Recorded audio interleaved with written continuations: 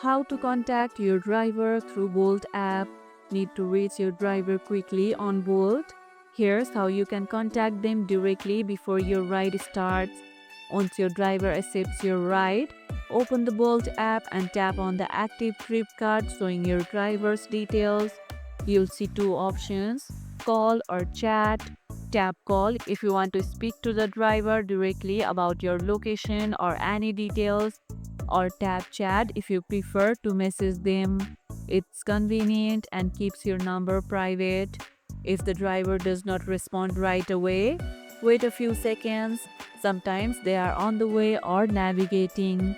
Always keep a communication polite and to the point. It helps ensure a smoother pickup. What do you usually prefer? Call or chat with your driver?